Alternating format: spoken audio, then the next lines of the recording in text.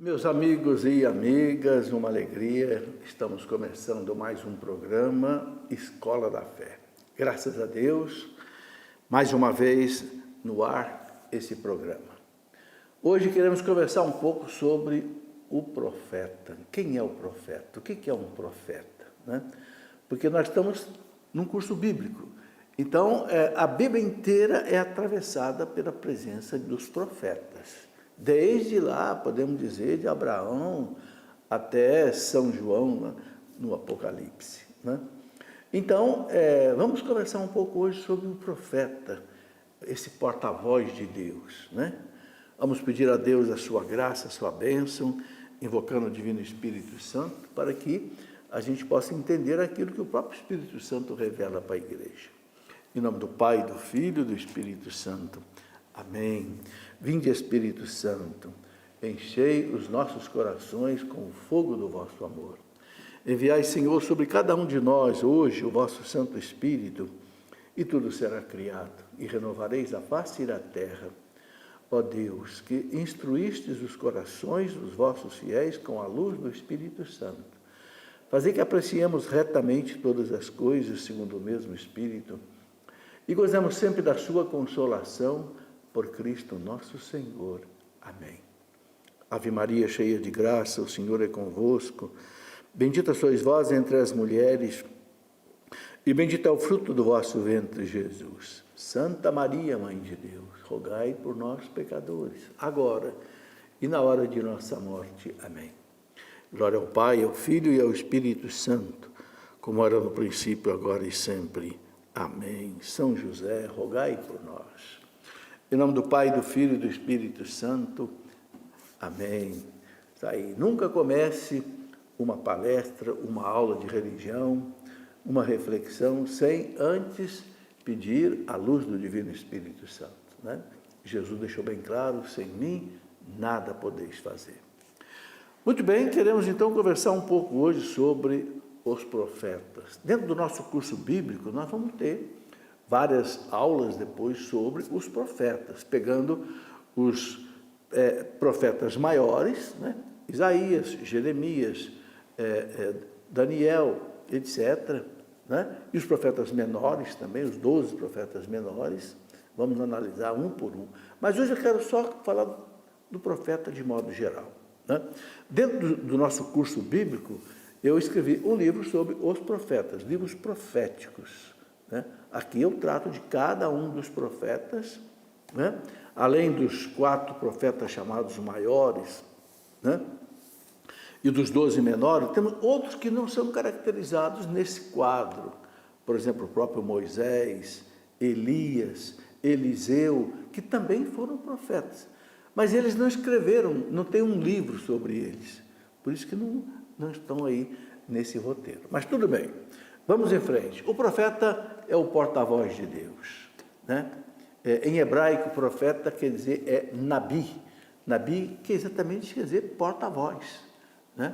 Mais do que aquele que prevê acontecimentos futuros, é aquele que fala em nome de Deus, inspirado pelo Espírito Santo, para exortar, para corrigir, censurar, consolar, criar esperança no povo, e conduzir o povo para Deus, assim como uma verdadeira sentinela. O profeta é um sentinela. Ele fica olhando os acontecimentos e ele instrui o povo. O profeta é a boca de Deus. Diz lá o profeta Jeremias, capítulo 9, Ezequiel, capítulo 2, Isaías, capítulo 23, diz que o profeta é a boca de Deus. É seu enviado. Lá a gente vê em Isaías 6,8, Deus envia Isaías, envia também os apóstolos. Então, os seus oráculos, ou seja, as suas profecias, oráculos quer dizer profecias, Os seus oráculos são palavras de Deus e são infalíveis nos seus efeitos. Eles velam sobre Israel, se levantam às vezes contra um rei que se torna idólatra, contra os sacerdotes, que às vezes se torna um mau sacerdote, também contra o povo, exatamente para lembrar o quê? Os direitos de Deus. né? E proclamar os seus oráculos, as suas profecias, sempre movidos, né, por um poder que eles não conseguem anular, né? O Deus, quando fala através do profeta, o profeta não se contém, né? Ele põe para fora o que Deus quer que ele fale, né? Ele é um carismático, né? Ele aparece ora como um orador, ora como um defensor do povo, ora também como um pregador arrebatado, né? Que recebeu, né, uma inspiração, uma iluminação na sua inteligência, daquilo que Deus quer que fala, e ele fala, né? Então, na sua condição de vidente, né, ele enxerga coisas distantes, que o povo não enxerga, mas que Deus lhe revela, no tempo e no espaço, né? Sempre num determinado tempo adequado e num lugar determinado. Sabe, o profeta, ele tem consciência que ele não fala o que ele quer, mas o que Deus manda, né? Ele sabe que ele é enviado, sustentado por Deus, por isso ele não tem medo de profetizar. Quantos e quantos profetas foram até mortos, perseguidos, exilados, mas ele não tem medo, né? Porque ele sente a proteção de Deus. Muitas vezes o profeta tem de enfrentar os reis, como por exemplo Elias teve que enfrentar aquele terrível rei de Israel, Acabe. Está lá no primeiro livro dos Reis, capítulo 18, né? Acabe tinha mandado matar um cidadão ali chamado Nabote, porque Acabe queria ficar com a vinha de Nabote. Nabote não quis vender para ele, porque era de herança. Então o rei Acabe mandou, né, a esposa de Acabe, a terrível Jezabel, mandou matar o Nabote. Então o profeta Elias vai lá e vai enfrentar Acabe. Depois acontece também, o profeta Natã teve que enfrentar o rei Davi, quando o rei Davi cometeu aquele pecado terrível, né? Ele mandou praticamente matar o seu general Urias para poder ficar com a esposa dele, Betsabeia, né? Que coisa horrível, que pecado terrível que o grande rei de Israel cometeu. Então o profeta Natã foi lá, né, mostrar para Davi o pecado de Davi. E Davi se converteu, até escreveu depois do Salmo 50, né, o Salmo Miserere, né, o Salmo de arrependimento. Então o profeta, ele faz essas coisas. Ele enfrenta os reis, ele enfrenta os sacerdotes, ele enfrenta o povo, né? É interessante o nosso credo, que já tem 2000 anos, ele fala que, do Espírito Santo, né? Foi ele que falou pelos profetas. Nosso credo diz isso, né? Foi o Espírito Santo falou pelos profetas. E ele usa a expressão assim fala Yahvé, né? De muitos modos falou Deus a nossos pais por meio dos profetas. Carta aos Hebreus, capítulo 1, versículo 1, né? De muitos modos falou Deus a nossos pais por meio dos profetas. Como é a inspiração do profeta? Como é que o profeta recebe uma inspiração? O Espírito Santo, ele fortalece a vontade do profeta para que ele, sem vacilação, sem infidelidade, ele diga o que Deus quer.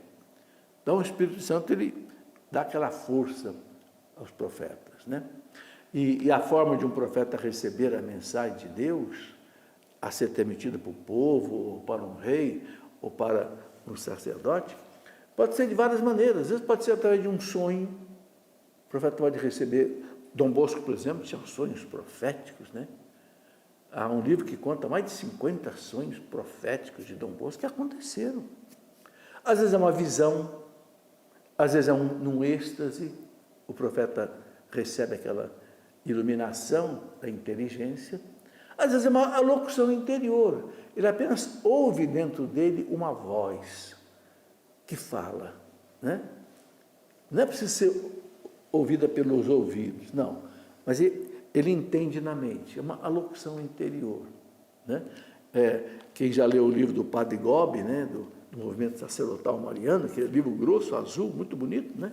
do movimento sacerdotal mariano, o Padre Góbio recebia todas as mensagens de Nossa Senhora por alocução interior. Bom, o Espírito Santo ele ilumina a inteligência do profeta. A inteligência do profeta. Mas veja, dentro do patrimônio cultural, religioso, profano do profeta. Então você vai encontrar profeta, por exemplo, muito culto como Isaías, e vai encontrar um profeta simples como Amós, que cuidava de gado, cuidava de ovelhas. Não importa, o profeta, às vezes ele é de alto nível intelectual, às vezes não. Mas importa que Deus ilumina a inteligência dele para ele receber uma mensagem divina a ser passada para o povo. Né? Isso é que é o importante a gente entender. E o profeta percebe com certeza que é o próprio Deus que se manifesta, né? Que manifesta a sua vontade para o povo. Claro que houve falsos profetas, né? Eu estou falando aqui de profetas verdadeiros. Sempre houve falsos profetas. Por exemplo, Elias enfrentou 400 falsos profetas, lá do rei Acabe, né? Da sua esposa, né? Que mandaram matar Nabote. Né? Então, Elias disse, o único profeta verdadeiro que sobrou aqui em Israel fui eu. E por isso ele foi altamente perseguido, né? Então existem falsos, mas o verdadeiro profeta, ele percebe com certeza que é Deus que está falando com ele. E ele fala do que é próximo e do que pertence também ao final dos tempos. Interessante, a profecia, Jesus falava muito assim, falava do que ia acontecer agora e também remetia para o fim dos tempos. O profeta tem isso também. Ele fala do presente e fala do futuro. Ele pode anunciar o que vai acontecer, né? Porque é muito interessante o que diz o profeta Amós, né? O profeta Amós, no capítulo 3, versículo 7, Amós diz assim, né? Nada faz o Senhor Deus sem revelar os seus segredos aos profetas, os seus servos. Muito importante essa citação de Amós 3, versículo 7. Deus não faz nada sem antes avisar os seus profetas. A gente vê muitas vezes aí as mensagens de Nossa Senhora, já a mensagem, por exemplo, de Fátima, quanta coisa Nossa Senhora anunciou e que aconteceu. Deus avisa primeiro. Por que Deus avisa primeiro pelos profetas? Para que o povo se corrija. Porque, Deus falou, por exemplo, para o profeta Jonas, eu vou acabar com Nínive dentro de 40 dias. Vai lá e prega a Nínive. Jonas foi lá, contra a vontade dele, tentando fugir da vontade dele, mas acabou chegando lá. E aí, Nínive se converteu e Deus não acabou com Nínive. Então, Deus, ele tem um desígnio, mas esse desígnio, ele pode mudar se o povo mudar, se houver conversão. Então, o profeta vai anunciar exatamente para isso. Então, a sua pregação é sempre uma pregação assim, encarnada, inserida na história do seu povo. Sobretudo, o profeta fortalece a fé do povo, nas promessas de Deus, na aliança de Deus com o povo, na terra prometida que o povo caminhava buscando essa terra, e principalmente na vinda do Messias. Quantos profetas falaram da vinda do Messias, né? É uma coisa impressionante, né? Então, o Senhor Deus, ele faz que a palavra revelada seja executada sem enganos e sem falhas, que, lógico, perverteriam a mensagem sagrada. Agora, tem uma coisa, né? A mensagem do profeta que está na Bíblia tem que ser interpretada. Aí tem uma coisa muito interessante. Deus concedeu à igreja o carisma de interpretar sem erro a palavra e principalmente as profecias. É interessante quando o Papa João Paulo II quis revelar o terceiro segredo de Fátima no ano 2000, ele mandou que o cardeal Ratzinger, Bento XVI, depois, explicasse o terceiro segredo de fato. E o Bento XVI explicou e foi conversar com a irmã Lúcia, que ainda era viva, porque foi a irmã Lúcia que recebeu o terceiro segredo. E a irmã Lúcia disse, é isso mesmo que o senhor está explicando aí. A mim coube receber o segredo, a igreja cabe interpretar. Olha que coisa importante. Então, as profecias têm que ser interpretadas pela igreja. O parágrafo 890 do Catecismo fala isso.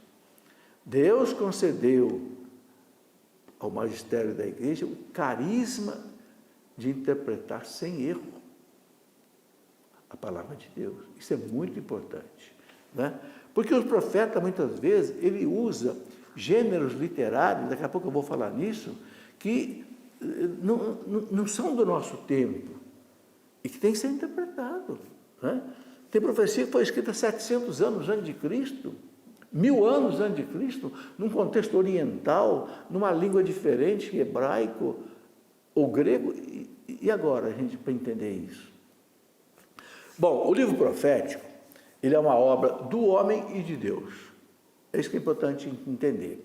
É Deus que revela, mas no contexto social, político, econômico do profeta, na língua dele, na cultura dele. Então, é mensagem ou palavra divina envolvida dentro dos moldes da palavra humana.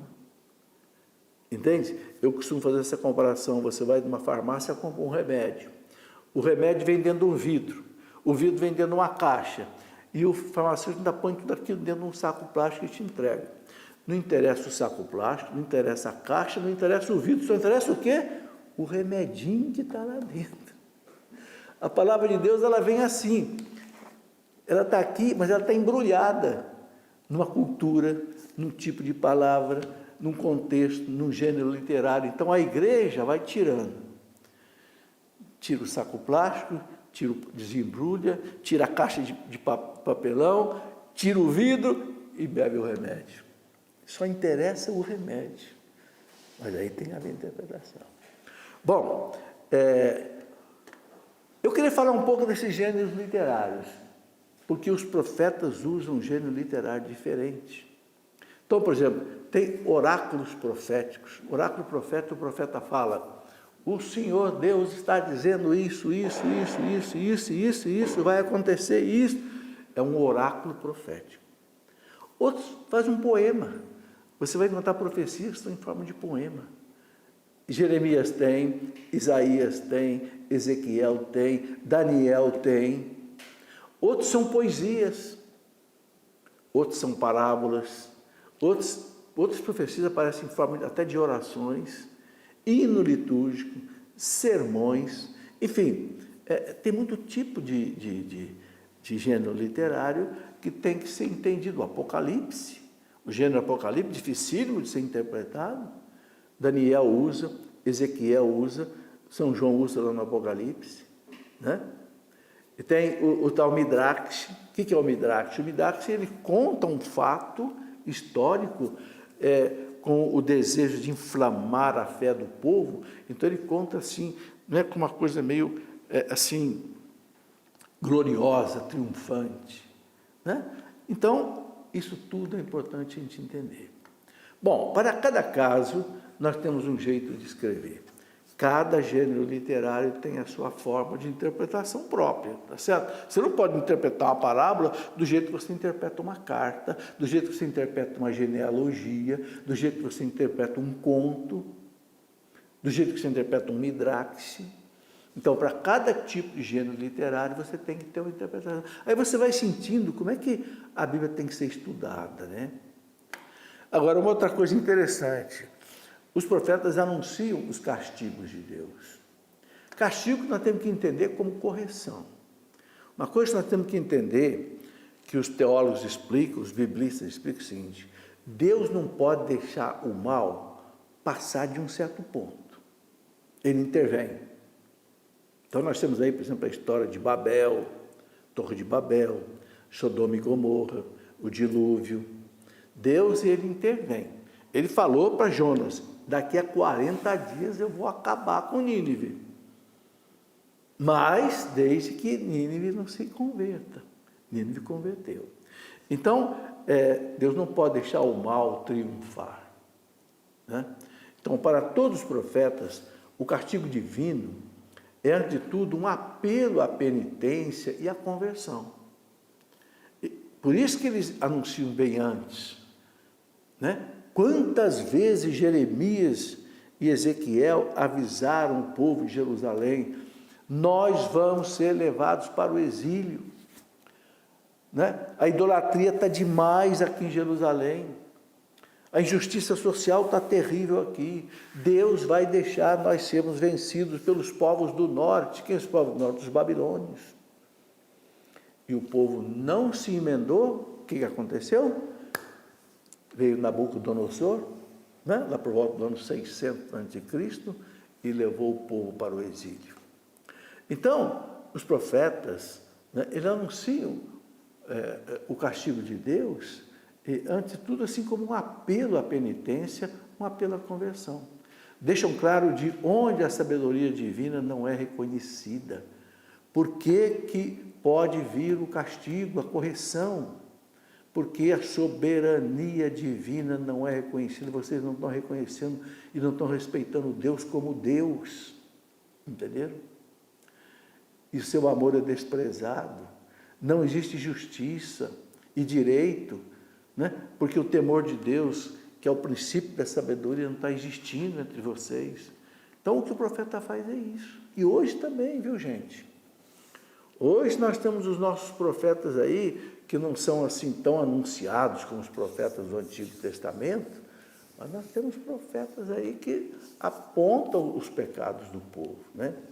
Bom, então eles mostram a Israel que o seu grande pecado, né, é a ingratidão, que Israel esqueceu o seu primeiro amor. Jeremias fala isso lá em capítulo 2, versículo 32, Israel, você esqueceu o seu primeiro amor. A passagem muito bonita, né? Que Isaías fala: o burro reconhece o seu dono, o boi reconhece o seu dono, e você, Israel, não conhece o seu Senhor. Então, a cólera de Deus, que a Bíblia fala, a ira de Deus, que a Bíblia fala, no fundo é justiça, né? É do amor de Deus decepcionado, um Deus que se sente traído. Quem mostra isso com muita clareza entre os profetas é o profeta Oséias. Deus deixou até o profeta Oséias passar por uma traição no casamento, para o profeta entender o que Deus sentia com a traição do povo, quando o povo, né, ia lá adorar os deuses falsos e coisas desse tipo. É muito interessante tudo isso, né? Bom, de algum modo, eles são profetas também da desgraça. Não falei, né? Eles anunciaram a desgraça de Jerusalém. Se o povo não mudar, se os reis não mudarem, se os sacerdotes não mudarem, estão todos corrompidos, o povo vai para o exílio. Então, o profeta, de certa forma, é um profeta também da desgraça. Pois eles conhecem que o julgamento de Deus começa sempre por sua casa, pelo seu povo, como confirma São Pedro.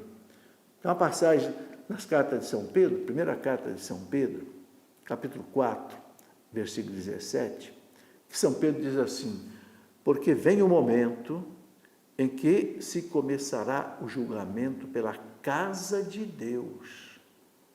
Ora, se ele começa por nós, qual será a sorte daqueles que são infiéis ao Evangelho de Deus? Então, o que São Pedro está dizendo? Deus vai agir naqueles que são infiéis, mas ele começa o julgamento pela sua casa, pela igreja, hoje pela igreja. O julgamento de Deus começa pela igreja, depois vai atingir também os que não estão na igreja. Primeira carta de São Pedro, capítulo 4, versículo 17. Outra coisa muito bonita, e que a gente precisa, assim, degustar bem, né? O profeta, ele revela a força da palavra de Deus. A carta aos Hebreus, né? diz lá no capítulo 4, versículo 12, que a palavra de Deus é viva, eficaz, mais penetrante do que uma espada de 2 gumes, capaz de separar até a alma do espírito, né? E o homem fica nu diante da palavra de Deus, ou seja, diante da palavra de Deus, você lendo a Bíblia aí no seu quarto, você não tem como você se esconder dela. A palavra mostra o que você é, o que você está fazendo, o que você não está fazendo, o que você deve fazer. Você fica nu. Nu quer dizer, você tira tudo que é camuflagem, tudo que é máscara, tudo que é fantasia, né? E o profeta mostra isso, né? Eu acho bonita essa citação do profeta Isaías, né? Tal como a chuva e a neve caem do céu e para lá não voltam sem ter regado a terra, sem a ter fecundado, feito germinar as plantas, sem dar o grão e a semente a semear e o pão a comer, assim acontece a palavra que minha boca profere. Não volta sem ter produzido seu efeito. Olha que bonito. Sem ter executado minha vontade e cumprido a sua missão. Olha, gente, Isaías capítulo 55, já lá no Antigo Testamento, 700 anos antes de Cristo, o profeta já falava da força, do poder da palavra de Deus, né? Não volta sem ter produzido seu efeito, sem ter executado a minha vontade, a vontade de Deus, e cumprido a sua missão. Por isso que a gente tem que anunciar a palavra de Deus. Às vezes você anuncia a palavra de Deus, você pensa que não atingiu ninguém, de repente alguém chega para você, nossa, aquilo que você falou tocou a minha vida, mudou uma decisão minha, porque a palavra de Deus, ela cumpre a sua missão. Quem é o profeta? Né? Essa figura extraordinária que atravessa toda a Sagrada Escritura, né? Eu quero mostrar aqui alguns livros para vocês, porque uma escola, como dizia, parece que Olavo Bilac, ele dizia, uma escola, homens se faz com livros, né? E com homens, né? Livros proféticos. Nesse livro aqui eu faço uma análise de cada um dos profetas, os 16 profetas que têm livros na Bíblia, né? Os 4 maiores e os 12 menores. Os profetas maiores, Isaías, Ezequiel, Jeremias e Daniel. Depois os 12 menores, né? Quero mostrar a vocês um livro muito interessante que foi escrito pelo padre Gabriel Vilaverde, O Peregrino da Fé, a história do Frei Damião. Gente, uma beleza esse livro. Muita gente não conhece esse gigante que veio da Itália. Olha, depois de ter feito doutorado em Roma, esse homem se escondeu no deserto, no Nordeste brasileiro. O povo do Nordeste conhece bem Frei Damião. Olha, é como se fosse um Padre Pio brasileiro, viu? Ou um Curadars brasileiro. E o padre Gabriel Vilaverde, com uma historiadora muito boa lá do Nordeste, a Ana Lígia Líria, escreveram esse livro aqui, né? Bom, outro livro que eu gostaria de mostrar, Como Experimentar o Amor de Deus. Gente, nós só vamos ser religiosos de verdade se a gente fizer tudo na nossa vida por amor de Deus. Você deixar de pecar por amor de Deus, você sofrer por amor de Deus. Sabe, a nossa vida religiosa só tem sentido se for por amor de Deus. E o que é esse amor de Deus? Então esse livro aqui é para explicar um pouco isso. Um outro livro que eu tenho uma satisfação muito grande de mostrar, porque sou católico. Esse livro está completando esse ano 20 anos. 20 anos. E olha, eu tenho recebido muitos testemunhos. Eu recebi um testemunho esses dias de um rapaz que era médico, deixou a medicina e foi ser padre. E hoje ele é padre. Ele disse que a leitura desse livro aqui foi um dos responsáveis por ele ter deixado a medicina e se tornado sacerdote. Então está aí, muita gente não sabe o que é ser católico. Por que ser católico? Muita gente que deixa a Igreja Católica porque não conhece a Igreja Católica. Então, outro livro que eu gostaria de mostrar, esta é a nossa fé. Você conhece a fé católica? Tá aí. É um livro que resume o que é ser católico, o que é a nossa fé católica. Não é? Depois, há mais de 50 anos que eu faço palestras. Desde meus 20 anos de idade eu faço palestras. E sempre as minhas palestras, pregações, eu preparo. Então eu publiquei esse livro aqui agora, que eu chamei de Roteiros Bíblicos para Pregações e também para catequese. São 40 palestras que eu fiz no Brasil, fora do Brasil, e aqui eu coloco um resumo de cada uma dessas palestras para facilitar. Você que é pregador, que quer num grupo de oração pregar alguma coisa, então tem palestras sobre tudo, sobre Nossa Senhora, sobre Jesus, sobre a Eucaristia, sobre o sacramento, sobre a moral católica, entende? Sobre as verdades básicas da nossa fé. Roteiros, né, bíblicos e para pregações. Por fim, passagens difíceis dos evangelhos. Eu recebo muitas perguntas, eu respondo mais de 150 perguntas por semana, em 3 lives que eu faço, segunda, terça e quarta-feira. E muitas perguntas são dúvidas sobre os evangelhos. Então eu coletei essas dúvidas mais importantes, aqui tem 120 dúvidas sobre os 4 evangelhos. E a resposta, gente, não é da minha cabeça não, viu? As respostas são de bons manuais que explicam os evangelhos. Não é? Principalmente uma fonte muito rica da Universidade de Navarra, na Espanha, que é no Opus Dei, né? Que explica muito bem. Bom, mas vamos continuar a nossa conversa de hoje sobre os profetas, né? Eu estava dizendo que o profeta, ele mostra a importância da palavra de Deus. E nós estamos falando do profeta Isaías, capítulo 55, que fala que a palavra de Deus não volta para Deus sem o seu efeito, sem cumprir a sua missão, assim como a água da chuva. Ela não evapora, ela não volta para o céu sem antes ela fecundar a terra, fazer a semente brotar, dar o fruto, né?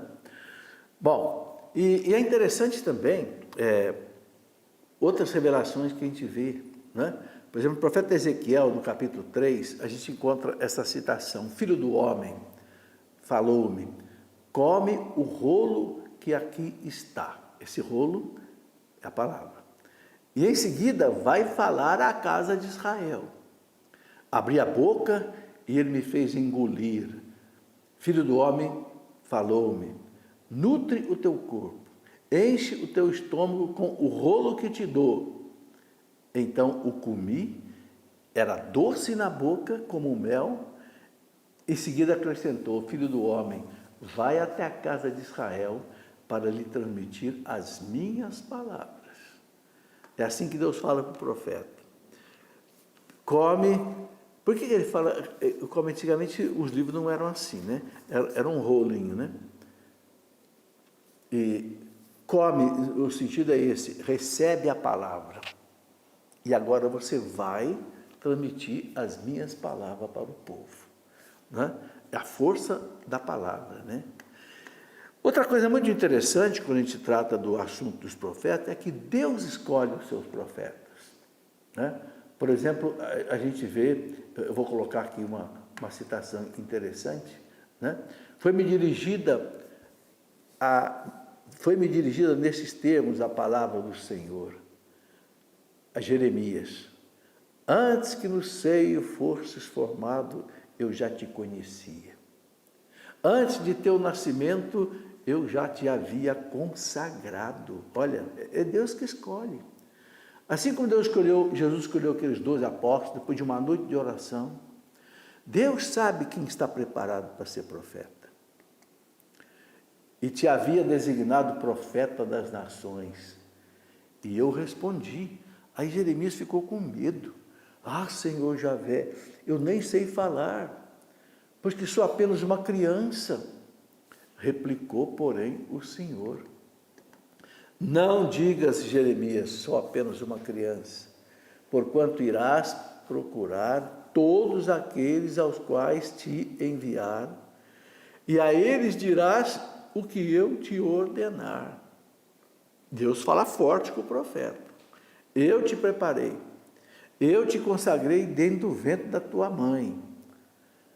E agora você está dizendo que você, ai Senhor, eu sou uma criança? Não, vai Jeremias, a eles dirás o que eu te ordenar, não deverás temê-los, porque estarei contigo para livrar-te, oráculo do Senhor. Oráculo do Senhor, essa expressão quer dizer palavra de Deus. Minha palavra, Deus está dizendo para o profeta, vai, não tenha medo. E é bonita essa expressão, porque eu estarei contigo para livrar-te. Isso faz a gente lembrar, gente, a última frase do Evangelho de São Mateus. Na última frase do Evangelho de São Mateus, Mateus 28, 20. Depois que Jesus envia os apóstolos, ide pelo mundo inteiro, prega o Evangelho a todas as criaturas, Jesus sabia que ia ser barra pesada. Jesus sabia que logo que ele fosse para o céu ia começar a perseguição. E começou. Mataram Estevão, mataram Tiago Maior, perseguiram os apóstolos, prenderam os apóstolos, né? Herodes Agripa mandou matar Tiago Maior, e Jesus disse, eu estou convosco todos os dias até o fim do mundo. É a última frase do Evangelho de São Mateus. Vocês vão ser perseguidos, vocês vão ser mortos, mas eu estou com vocês. É aquela garantia que Jesus deu que a igreja nunca será vencida, né? Jesus não prometeu que a igreja não seria vencida, não seria perseguida, mas ele prometeu que a igreja nunca seria vencida. E não é vencida mesmo. E não tem quem possa desmentir isso, porque a história mostra isso. Né? São 2000 anos de história da igreja, que a igreja atravessou tudo que é perseguição e está aí de pé, mais do que nunca. Tanto é que falar mal da igreja da Ibope, anunciar escândalo acontecido dentro da igreja da Ibope, porque a igreja é viva, né? Diz um provérbio que ninguém chuta cachorro morto, né? Porque a igreja é viva, então, né? As pessoas gostam de invadir a igreja, pichar a igreja, derrubar imagem, porque aí sai na mídia e eu fico famoso. Está aí. Mas Jesus diz para os apóstolos, eis que eu estou convosco até o fim do mundo. Até o fim. Se ele está com a igreja até o fim do mundo, até o fim do mundo a igreja vai ser invencível. Palavra do Senhor, né? E o Senhor, estendendo em seguida a sua mão, diz o profeta Isaías, tocou-me na boca. E assim me falou, eis que coloco minhas palavras nos teus lábios. Jeremias 1, de 4 até 8. Gente, sabe como é que Deus trata com o profeta? A gente vê isso, né, com clareza, com São Pedro, com São Paulo, né, com o profeta Isaías, com o profeta Jeremias. Deus escolhe o profeta, chama o profeta fica com medo. Muitas vezes ele falha, mas Deus o perdoa e depois envia a pregar. Não foi assim com Pedro? Deus escolheu Pedro para ser o primeiro papa da igreja. Mas de repente Pedro faz aquele papelão, né? Nega Jesus 3 vezes. Mas Jesus o perdoa e mantém Pedro como chefe da igreja. Vai, Pedro. E que beleza, Pedro acaba morrendo até crucificado de cabeça para baixo. Porque achou que não era digno de ser crucificado de cabeça para cima. Isso está lá no livro de Santo Irineu, século II, que narra isso. Né? Mesma coisa aconteceu com Isaías, com Jeremias. Né? Deus chama, purifica, envia. É assim hoje também. Tem muitos profetas hoje que Deus chamou, Deus purificou, Deus testou e envia para pregar, né? É interessante. Ouvi então a voz do Senhor, aí, agora Isaías falando, capítulo 6 de Isaías, versículo 7, outro profeta agora, né? Ouvi então a voz do Senhor que dizia: quem enviarei eu? E quem irá por nós? Eis-me aqui, disse eu, enviai-me. Vai, pois, dizer a esse povo, disse ele, escutai, sem chegar a compreender, olhai, sem chegar a ver. Então, Deus faz a mesma coisa que fez com Jeremias, faz com Isaías. Chama Isaías, purifica Isaías e envia Isaías a pregar. Né? Ezequiel, capítulo 3, versículo 17. Filho do homem, eu te constituí sentinela na casa de Israel. Logo que escutares um oráculo meu, ou seja, uma palavra minha, uma profecia minha, tu lhe transmitirás esse oráculo de minha parte. E, gente, isso não é fácil não, sabe? Porque o profeta ele tem que denunciar um erro. Quando você denuncia um erro de um rei, de um sacerdote daquele tempo, né, do povo, o povo se volta contra o profeta. Quiseram matar Jeremias, perseguiram Isaías, perseguiram Ezequiel. Entende? Por quê? Porque você sabe que a verdade dói, né? A verdade dói. Bom, vamos falar um pouquinho do profeta e também da doutrina. Jeremias, assim como Ezequiel, né, ele fala da responsabilidade e da retribuição pessoal. Uma coisa interessante, eles falam o seguinte: cada qual morrerá em razão do próprio pecado. Isso é muito importante. Jeremias, capítulo 18, versículo 2 e 31, 30, né? A igreja explica que o filho, ele nunca vai herdar o pecado do seu pai. Cada qual morrerá em razão do próprio pecado. Ou seja, às vezes a gente escuta dizer: eu estou pagando os pecados do meu pai. Não. Filho não paga pecado do pai. Filho pode herdar consequência, vamos dizer assim, genética, hereditária dos pais. Mas a culpa, o pecado do pai não passa para os filhos. Pode passar outras coisas, outras consequências genéticas, etc., né? Psicológicas, afetivas, não sei, de uma família, né? A missão do profeta bíblico é principalmente ele combater a idolatria e todas as formas de sincretismo religioso, chamando o povo à penitência e à volta para Deus. Qual era a grande tentação de Israel? Idolatria. O povo de Israel, ele entrou na terra prometida, no meio daqueles povos todos pagãos, olha, desde o Egito, que era do pagão, depois enfrenta os cananeus, né? Os filisteus, amorreus, jebuseus, amonitas, né? Todos os povos pagãos que faziam sacrifício aos deuses, os Baal, os Aserás, os Moloque, coisa horrível. Moloque era um baita de um deus feito de bronze, que eles aqueciam até o rubro e jogava criança para esses deuses. Israel entrou nessa muitas vezes. Então, a grande luta dos profetas, pode ver praticamente todos os profetas, era lutar contra a idolatria. Ou seja, alguém que troca o Deus verdadeiro por um Deus falso. Isso sempre aconteceu. E hoje também, viu, gente? Hoje também. Quanta gente troca o verdadeiro Deus, né, por uma porção de coisas aí que não são Deus, né? E aí chega o profeta e fala a verdade, né? Então o profeta, ele chama o povo à penitência e chama o povo à volta para Deus. E é interessante, gente, que o povo vai atrás desses profetas. Eu estava falando aqui para vocês do Frei Damião. Você lê esse livro aqui, o povo ia atrás do Frei Damião. Frei Damião, ele era italiano, né? Veio para o Brasil, mas ele chegava numa praça e anunciava que ele ia pregar ali. Num instantinho, enchia de gente. E Frei Damião não ficava falando água com açúcar, não. Frei Damião, ó,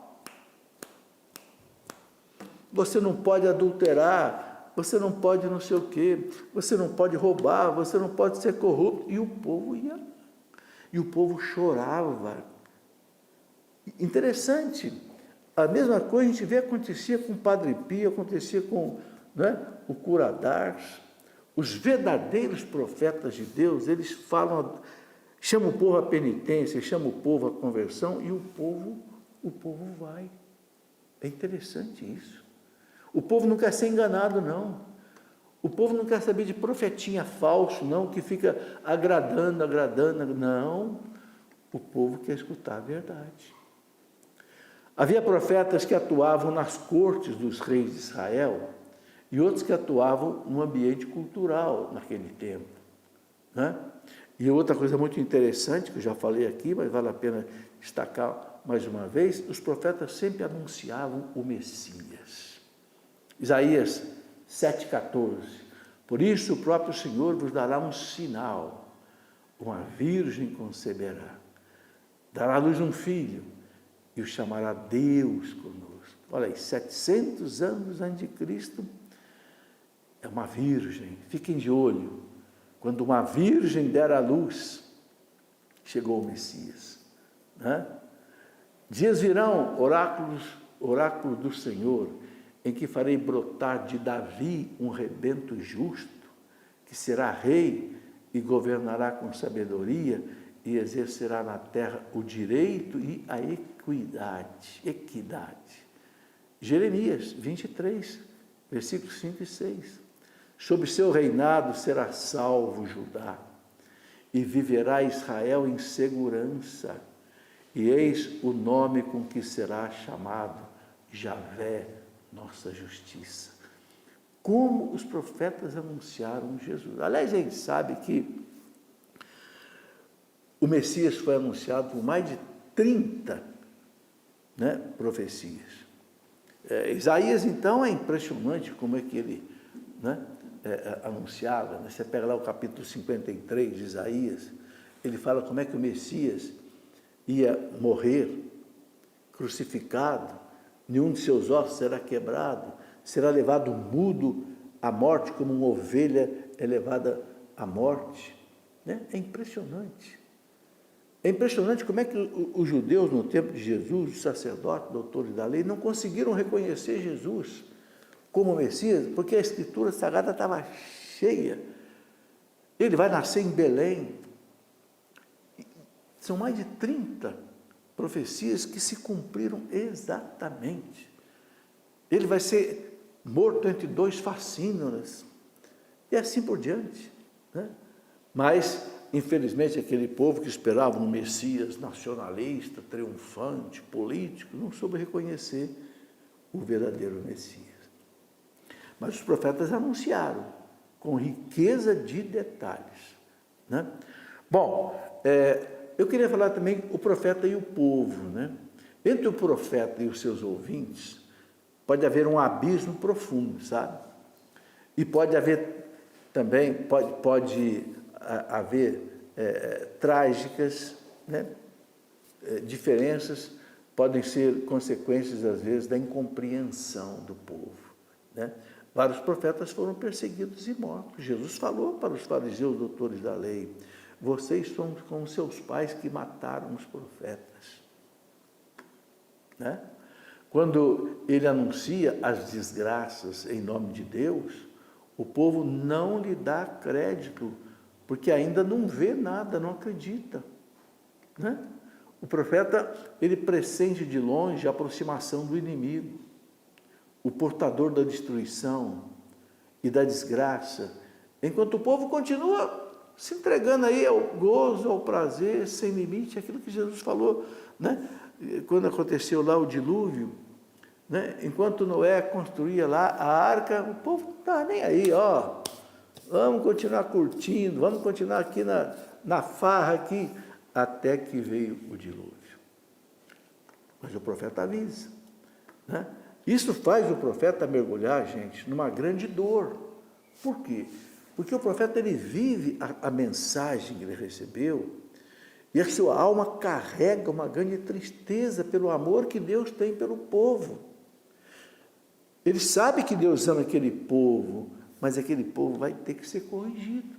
Então o profeta tem uma dor profunda por ele colocar a palavra de Deus e o povo não ouvir. Então, sob as visões que Deus lhe mostra, o coração do profeta fica despedaçado por não conseguir fazer o povo acordar dos seus pecados. O profeta sofre, chora por ver o povo não acordar dos seus pecados. Tantas vezes ele é acusado de falta de patriotismo, fanático. Assim foi com Jeremias, com Isaías, com Zacarias e com outros. O povo mata o seu profeta e depois ele chora o profeta, como fizeram com Jesus. Mataram Jesus, aí depois saíram batendo no peito, né? Porque Jesus morreu, né? E tem também os falsos profetas, né? Havia falsos profetas que iludiam o povo e os reis, como os tais profetas assalariados. Tinha profeta que era pago pelos reis, mas só falava o que o rei queria escutar. Profetizavam segundo a vontade dos reis, né? A gente escuta, por exemplo, né, o profeta Jeremias dizendo: são mentiras que proferiram os profetas, abusando do meu nome. Deus falando através de Jeremias: não os enviei, não lhes dei ordem, nem mesmo lhes falei. Visões de mentira, adivinhações vãs, invenções de suas mentes, eis o que profetizaram. Então, Jeremias, capítulo 14, versículo 14, capítulo 23, capítulo 29, Jeremias denuncia uma série de falsos profetas que só agradavam os reis, né? É interessante que São Pedro, na segunda carta de São Pedro fala, né? Nós vamos encerrar esta colocação com essa palavra de São Pedro. Assim como houve entre o povo falsos profetas, assim também haverá entre vós falsos doutores, que introduzirão disfarçadamente seitas perniciosas. Gente, nós temos hoje dentro de nós falsos profetas, falsos doutores. Tá certo? Então, é isso que eu queria colocar hoje sobre, né, os profetas. Depois, ao longo do nosso curso bíblico, a gente vai poder analisar cada um deles separadamente. Um grande abraço. Peço aos sacerdotes, diáconos que nos acompanhem, que nos deem então a sua bênção para encerrarmos esse nosso programa de hoje. A nossa proteção está no nome do Senhor, que fez o céu e a terra. Em nome do Pai, e do Filho, e do Espírito Santo. Amém.